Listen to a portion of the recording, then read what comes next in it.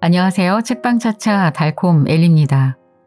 오늘 여러분과 함께 할 책은 와카바소 쉐어하우스입니다. 올해 40살이 된 미치루는 도쿄에 살고 있습니다. 작은 식당에서 아르바이트를 하며 생계를 꾸리고 있는데 갑자기 몰아친 팬데믹의 영향으로 여유가 없어졌죠. 그래서 주위 사람에게 소개를 받은 와카바소 쉐어하우스를 찾아가게 됩니다. 그곳에는 비슷한 듯 다른 각자의 사연을 간직한 사람들이 살고 있습니다. 소소한 그들의 이야기를 담고 있는 책 와카바소 쉐어하우스입니다를 오늘 만나볼 텐데요. 이제는 좀 나아져서 마스크 없이도 숨을 쉴 수 있게 되었지만 얼마 전까지만 해도 여러 가지로 불편하고 답답한 일 투성이었죠.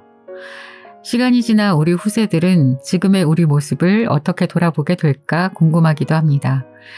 오늘의 세상을 살아가는 우리들 자신의 이야기 와카바소 쉐어하우스입니다를 함께 들여다보겠습니다. 자, 그럼 지금부터 시작해볼까요?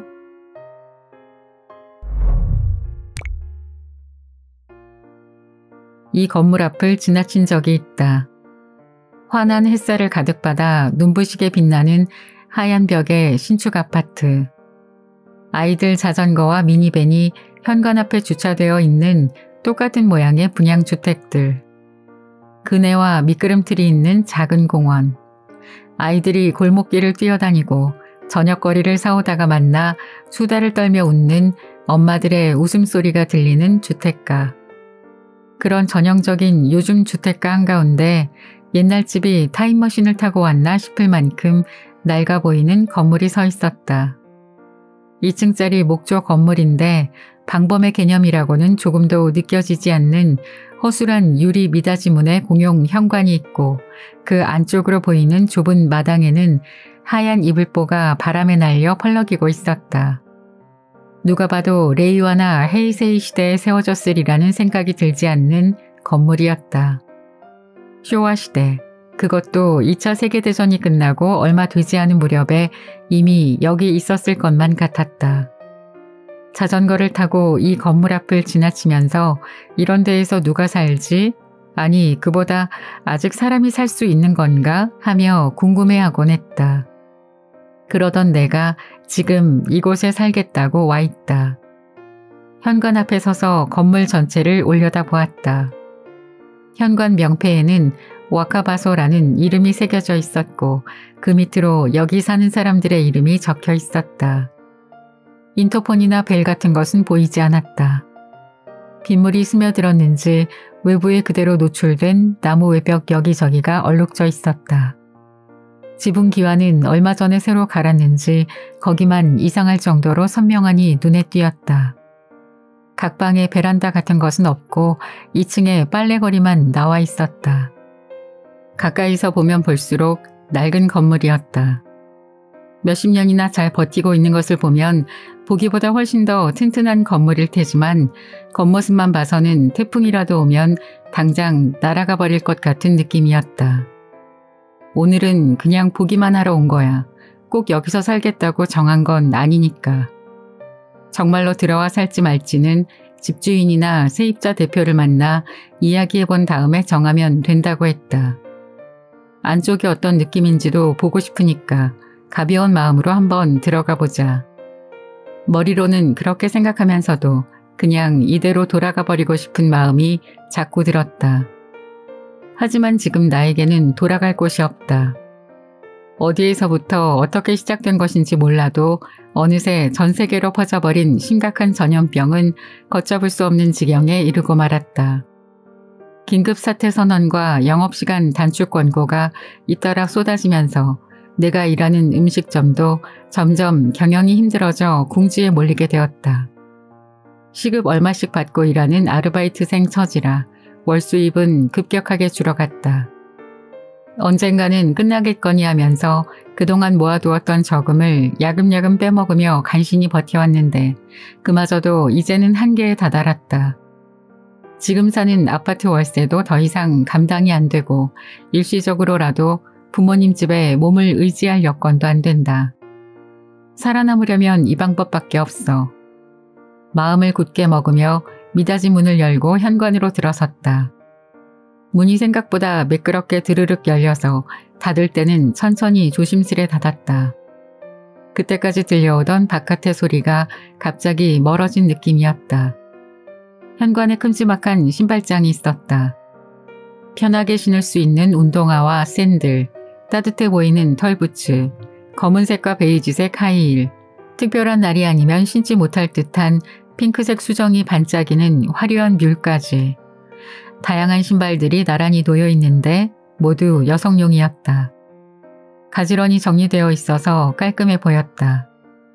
그동안 여러 번 리모델링을 했는지 바깥에서 본 모양새에 비해 안쪽은 낡은 느낌이 덜했다. 바닥이나 기둥에 흠도 나 있고 오래되어 보이기는 했지만 낡았다기보다 앤티크하다는 느낌을 주었다. 현관 정면에 있는 계단에는 천장에 닿을 정도로 커다랗게 창문이 나 있었는데 그곳을 통해 햇빛이 환하게 비쳐들었다. 저기요. 아무도 나오는 사람이 없어서 복도 안쪽을 향해 불렀다.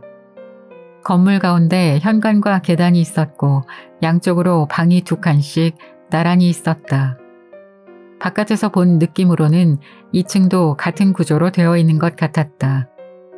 누구 안 계세요? 다시 한번 소리내어 불렀다. 왼쪽 제일 안쪽의 방문이 조용히 열리더니 솜사탕처럼 몽실몽실 새하얀 머리카락에 나이든 여자가 나왔다. 모치즈키 씨? 여자가 물었다. 네, 맞아요. 어서 와요. 여자는 현관 쪽으로 천천히 걸어오며 말했다. 거동에는 문제가 없어 보였지만 상당히 나이가 있어 보이는 할머니였다. 이곳을 소개해준 메구미 씨는 집주인이면서 관리인이기도 한 도키코 씨는 나이를 알 수 없는 할머니인데 100살이 다 된 분이라는 얘기도 있다고 말해주었다. 100살까지는 아니더라도 90대거나 못해도 80대 후반쯤 되는 것 같았다. 안녕하세요. 여길 관리하는 도키코라고 해요. 바로 앞까지 다가온 도키코 씨가 고개를 살짝 숙이며 인사했다. 처음 뵙겠습니다. 모치즈키 미치루예요. 나도 머리를 숙이며 인사했다. 자, 어서 들어와요. 실례합니다. 운동화를 벗어서 가지런히 놓은 다음 현관으로 올라섰다. 도키코 씨한테서 풍겨오는 것인지 아니면 집안에서 나는 것인지 달콤한 꽃향기 같은 냄새가 마스크 안을 가득 채웠다. 앞서 걸어가는 도키코 씨를 따라 현관 오른쪽 맞은편에 있는 방으로 들어갔다. 세입자들의 공용 공간인 듯 했다. 안쪽 부엌 한가운데에 커다란 식탁이 놓여 있었는데 제각기 다른 모양의 의자들이 그 식탁을 빙 둘러싸고 있었다. 마음에 드는 의자에 앉아요. 도키코 씨가 빨간 주전자를 들어 올리면서 말했다. 손부터 먼저 씻을게요. 그래요. 여기서 씻어도 되고 옆에 화장실도 있어요. 그럼 그냥 여기서 씻을게요. 부엌 싱크대에서 손을 씻은 다음 마스크를 벗고 입을 헹궜다. 아파트에서 여기까지 걸어왔고 그 사이에 아무하고도 접촉하지 않았으니 별다른 문제는 없겠지만 그래도 현관에 들어서기 전에 손소독제를 쓸 걸 그랬다는 생각이 들었다. 이곳에서 살게 된다면 지금보다 더 철저하게 방역을 해야 한다. 여기 와카바서에 사는 사람들은 이제 갓 40대가 된 나보다 모두 나이가 많았다. 차를 끓일 테니 잠깐만 기다려요. 주전자로 물을 끓이며 도키코 씨가 말했다. 감사합니다. 저는 여기 앉을게요. 나무로 된 둥근 의자에 앉으며 말했다. 밖은 아직 많이 덥던가요? 오늘은 그나마 좀 선선하던데요. 그래요? 이러다가 언제 또 더워질지 모르지만요. 이번 여름은 이러다가 사람이 달걀처럼 삶아지는 게 아닐까 싶을 정도로 아침부터 밤까지 푹푹 찌는 날씨가 계속되었다. 5월 초 황금 연휴 때 벌써 봄은 건너뛰고 여름이 온 모양이라는 소리가 나왔으니 그런 더위가 5달이나 계속된 셈이다. 10월에 접어들어서야 간신히 더위가 한풀 꺾인 느낌이 들기 시작했다. 차갑게 해줄 걸 그랬나? 아니요, 따뜻한 녹차면 됩니다. 다행이네. 도키코 씨는 내 앞에 빨간 동백꽃 모양의 찻잔을 놓은 다음 등받이가 있는 나무 의자에 천천히 앉았다. 머리가 완전히 하얗게 센 백발에다 목과 팔다리가 가늘고 얼굴도 전형적인 할머니 같은 느낌이었다. 하지만 거동이 불편하지 않듯 귀도 아직 밝은 모양이었다. 고맙습니다. 누구 한 명이 더 오기로 했으니까 잠깐만 기다려봐요. 네. 마스크를 벗고 녹차를 한 모금 마신 다음 실내를 찬찬히 둘러보았다. 커다란 냉장고에는 기념품 가게에서 팔 법한 마그넷과 레시피 메모, 세입자들끼리 주고받은 메시지가 붙어 있었다. 그릇장에는 신발장처럼 각자의 취향이 고스란히 보이는 컵과 접시, 밥그릇 등이 가지런히 놓여 있었고 TV가 놓인 거실장 아래쪽에는 트럼프 카드와 오셀로 게임판 그리고 장기판이 보였다. 정돈되어 있지는 않았지만 마치 친척이나 부모님 집에 온 듯한 느낌이 들어 오히려 마음이 편안해졌다. 현관 미닫이 문을 여는 소리가 들렸다. 이제 온 모양이네. 도키코 씨가 말했다. 그 말이 떨어지기가 무섭게 문이 열리더니 키가 크고 늘씬한 여자가 들어왔다. 늦어서 죄송해요. 베이지색 니트와 회색 바지의 편한 옷차림이었는데 은근히 고급스러워 보였다. 내가 입고 있는 짧은 셔츠나 청바지하고는 질감부터 달랐다. 윤기 있는 머리카락과 매끄러운 살결 때문에 얼굴에서 빛이 나는 것 같았다. 젊게 꾸민 느낌이 아니라 나이에 걸맞은 아름다움을 유지하기 위해 돈과 정성을 들인 것이 느껴졌다. 나이는 40대 후반이나 50대 초반쯤으로 보였다. 아까 신발장에서 본 구두들도 이 사람 것이겠구나 싶었다. 이름 있는 브랜드의 구두였는데 관리가 잘 되어 있었다.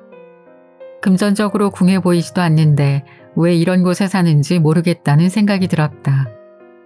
물론 나름대로 뭔가 사정이 있겠지만. 이쪽은 마유미 씨.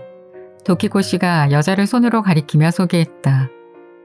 안녕하세요. 마유미라고 합니다. 잠시만 좀 실례할게요. 마유미 씨는 마스크를 벗고 손을 씻은 다음 입을 헹궜다. 기다리는 동안 나는 마스크를 도로 썼다. 그냥 벗고 있어도 괜찮아요. 마유미 씨가 말했다. 아니 그래도 앞으로 우리랑 같이 살게 될지도 모르잖아요. 그러니까 서로 얼굴 보고 얘기해요. 마유미 씨가 빨간 천으로 된 의자를 끌어당겨 도키코 씨 옆에 앉으며 말했다. 신경 쓰이면 그대로 마스크를 쓰고 있어도 괜찮아요. 도키코 씨가 말했다. 아니에요. 벗을게요. 나는 마스크를 벗어서 가방에 넣으며 말했다. 아무리 시간이 지나도 마스크가 익숙해지지 않았다. 그래서 마스크를 벗고 누군가와 이야기할 수 있다는 사실에 해방감을 느꼈다. 그런데 문득 내가 최소한의 화장조차 하지 않았다는 사실이 떠올랐다. 마스크로 가리니까 괜찮겠다 싶어 요즘 들어서는 외출할 때도 눈썹을 살짝 그리는 정도의 화장만 한다. 평소 같으면 그래도 상관없겠지만 오늘은 누군가를 처음 만나는 자리인데 초면인 상대에 대한 매너가 아니라는 생각이 들었다. 어떡하지 망설이다가 그냥 이대로 있자 하고 마음먹었다. 여기는 공용 공간이고 보다시피 거실과 부엌으로 되어 있어요.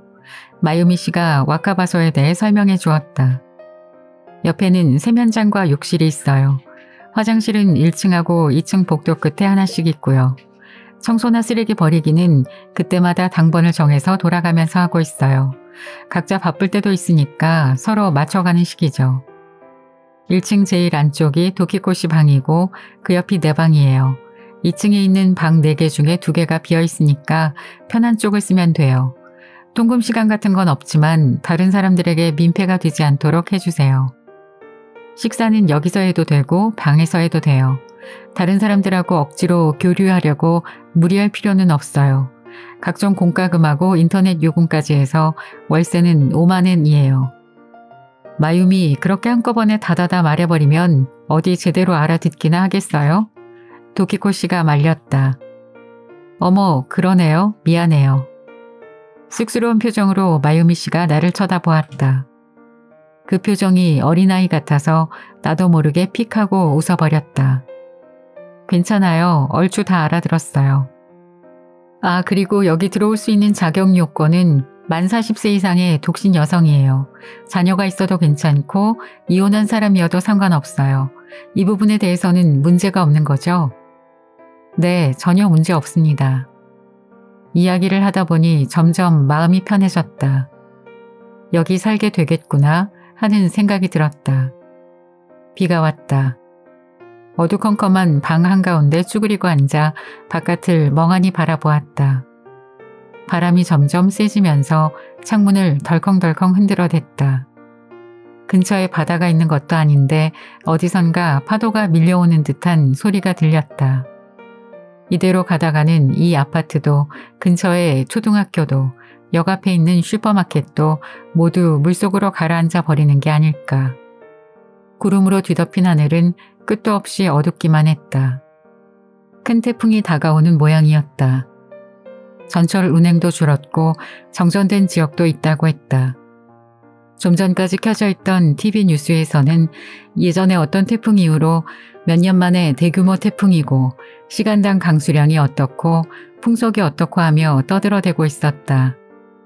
그렇게 숫자로 표현할 수 있는 단순한 문제가 아니라는 생각이 들었다. 용이나 커다란 날개가 달린 괴수처럼 전설에 나오는 무언가가 온 세상을 휘젓고 다니는 느낌이었다. 태풍이 지나가고 나면 지금까지와는 전혀 다른 세계가 눈앞에 펼쳐져 있을지도 모른다. 나이 40에 무슨 어린애 같은 상상인가 싶기도 하다. 하지만 40씩이나 되었기에 하룻밤새에 온 세상이 완전히 바뀌어버리는 일이 일어날 수도 있다는 것을 안다. 어렸을 땐 태풍이 온다고 하면 왠지 모르게 설레었다. 몸이 날아가 버릴 정도로 거센 바람이 불면 평소와는 다른 일이 일어날 것만 같은 예감이 들었다. 바깥에 놀러 나가려다 엄마한테 들켜 집안에 붙잡혀 있던 적도 있다. 높은 파도가 이는 거친 바다와 물이 범람하는 강가의 모습이 나오는 TV 화면을 지치지도 않고 계속 쳐다보곤 했다. 잠이 오지 않아 한밤중까지 빗소리와 바람소리를 마냥 들었다. 어른이 된 뒤로도 그런 점은 여전했다. 가게를 쉴 수 없어 일하러 나가는 중에 내가 좋아하는 우산이 부러진 적이 있다. 정전 때문에 냉장고에 넣어두었던 아이스크림이 다 녹아버린 일도 있다. 강가 근처 빌라에서 살던 시절에는 강물이 불어났다는 소식에 덜컥 겁이 나기도 했다. 기압 변화로 인한 두통에 시달린 적도 있다. 이런저런 힘든 일을 꽤 겪었는데도 여전히 태풍하면 어딘지 특별하고 즐거운 일이라는 느낌이 사라지지 않는다. 수재민이 되어 고생하는 사람들이 많다는 사실을 알기에 겉으로는 표정이나 태도에 드러내지 않았다. 다들 정말 힘들겠다. 직장 사람들이나 친구들 혹은 남자친구에게도 그런 식으로 말하곤 했지만 사실 마음속 깊은 곳에서는 참을 수 없는 설렘을 느꼈다. 그런데 지금은 불안하기만 하다. 내가 일하는 양식당 아내모네는 오늘 가게 문을 열지 않는다고 했다. 집안에 먹을거리도 있고 비상용 식수도 준비했고 정전을 대비해서 손전등도 마련해 두었다. 대피 장소도 미리 알아봤고 비상시에 바로 들고 나갈 수 있게 배낭도 쌌고 핸드폰도 충전해 두었다. 이 근방은 태풍 피해를 크게 입은 적이 없으니까 집안에서 꼼짝하지 않고 가만히 있기만 하면 된다. 하지만 그렇게 마음속으로 아무리 되뇌어도 불안이 가시지 않았다. 뉴스를 보다 보면 안절부절 못하게 될 뿐이다. 채널을 돌려서 다른 프로를 봐도 화면 귀퉁이에 나오는 태풍 정보가 자꾸만 눈에 들어왔다. 영화나 애니메이션을 틀어봐도 집중이 되지 않았다. TV를 끄고 혹시라도 유리가 깨질 경우를 대비해서 창문에서 떨어진 곳으로 자리를 옮겨 아무것도 안 하고 그냥 웅크리고 있었다. 뉴스에서도 태풍이 밤사이에 지나갈 거라 했고 그렇지 않다고 해도 영원히 계속될 리는 없다. 그런데도 마치 끝이 없을 것처럼 느껴졌다. 태풍이 지나갔는데도 하늘은 여전히 어두침침했다. 태풍이 잊어버리고 간 듯 그 자리에 남아있는 구름이 하늘을 뒤덮었고 해는 보이지 않았다. 날씨가 흐리다고 선선한 것도 아니었다. 기온도 높고 습도도 높은 후덥지근한 상태에서 걷다 보니 땀이 줄줄 흘러내렸다. 여름이 너무 길다.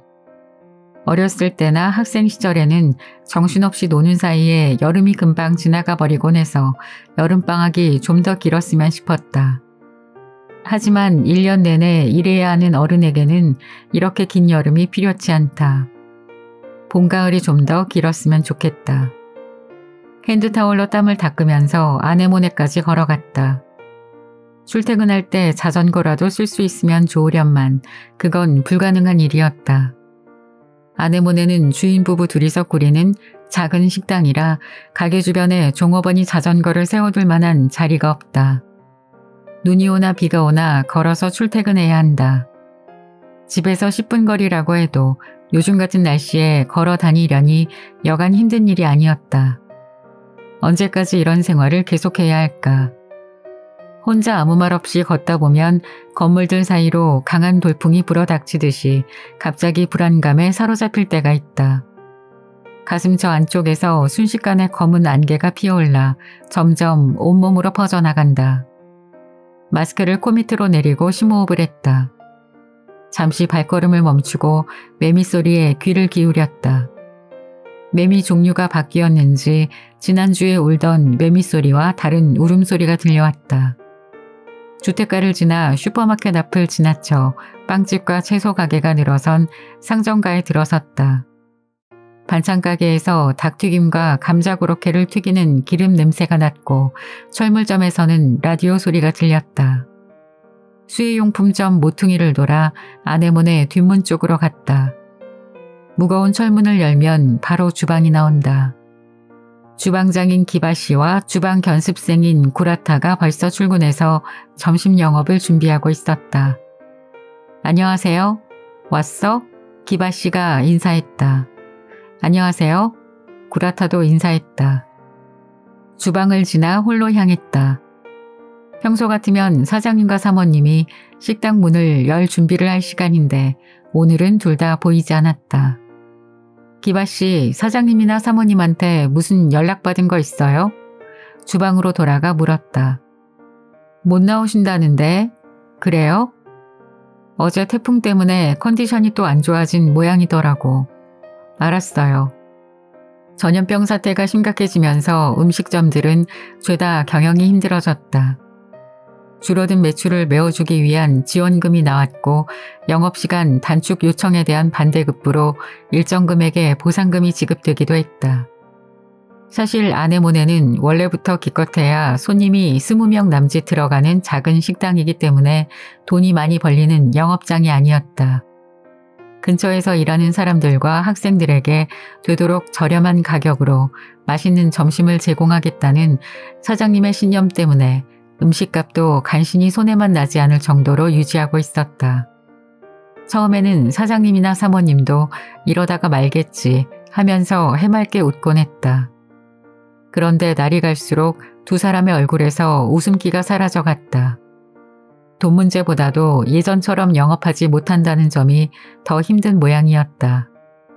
부부 둘이서 이 가게를 시작한 뒤로 30년 이상 한결같이 되풀이해온 일상이 급격하게 바뀌어버렸다. 식당 자릿수를 줄이고 점심 메뉴에 도시락을 새로 추가해서 판매하고 손님과의 대화도 최소한으로 줄였다. 점심시간이든 저녁시간이든 가리지 않고 매일같이 오던 단골 손님들이 여럿 있었는데 그 사람들조차 오지 않게 되었다. 상점가 안에 있는 부동산 중개회사나 법률사무소를 비롯한 작은 회사들은 일하는 방식을 재택근무로 바꾸기도 하고 부득이한 일로 출근하는 사원들에게는 외식을 삼가라고 하기도 했다. 전철역 맞은편에 있는 대학에서는 대부분의 강의가 온라인으로 이루어진다고 했다. 음식에 대해 나누는 즐거운 대화, 농담을 주고받으며 오가는 웃음소리, 이 작은 가게 안에서 일상적으로 들리던 사람 소리가 그렇게 모두 끊겨버렸다. 가게 자체의 문제가 아니기에 어찌할 도리가 없는 일이었다. 그러나 손님과 나누는 대화를 삶의 낙으로 살아왔던 주인 부부에게는 그런 현실이 너무도 가혹했다.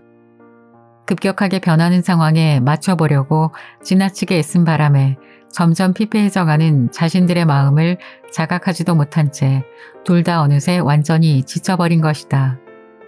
60이 넘은 나이에도 기운이 넘치던 그들은 신체적으로도 정신적으로도 약해져 수시로 아프곤 했다. 가게를 남에게 넘긴다는 이야기도 나왔다. 그런데 주인 부부 둘 다 그런 계약을 진행할 만한 힘조차 없어 보였다. 기바 씨와 내가 나서서 가게는 저희가 어떻게든 꾸려 나갈 테니 두 분은 무리하지 마세요 하고 말씀드렸다. 최근에서야 예전처럼은 아니더라도 어느 정도 정상적인 영업이 가능해졌다. 사장님도 사모님도 저녁 시간까지 계속 있지는 못하더라도 점심 영업시간에는 반드시 가게에 나와 자리를 지켰다.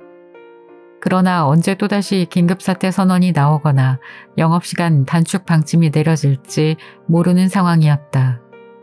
이번에도 전염병 때문은 아니었지만 태풍 때문에 가게 문을 하루 닫은 일이 주인 부부의 정신건강에 타격을 입혔는지도 모른다. 홀로 나가서 계산대 뒤에 있는 사무실로 들어갔다.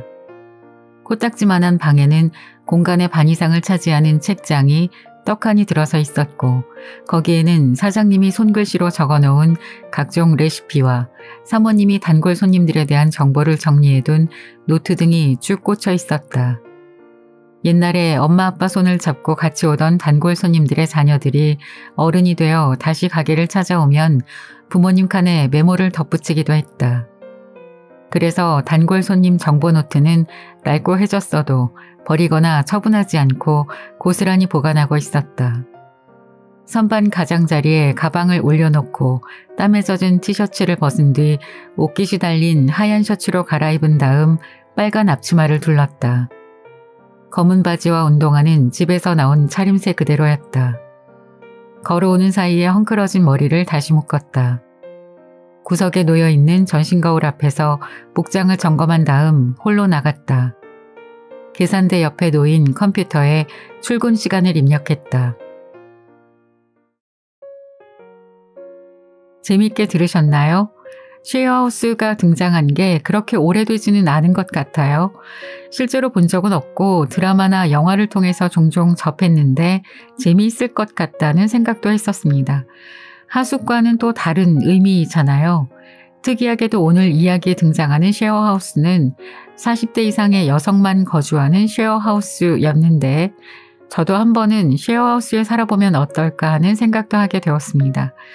팬데믹의 영향으로 많은 것들이 바뀌고 없어지고 당연하던 것이 당연하지 않게 되어버렸죠. 생각지도 못하게 우리 삶이 하루아침에 바뀐 것 같습니다. 그래도 또 적응의 동물이라고 그새 적응이 되는 것 같죠. 오늘도 들어주셔서 감사합니다. 지금까지 책방차차 달콤 엘리였습니다. 감사합니다.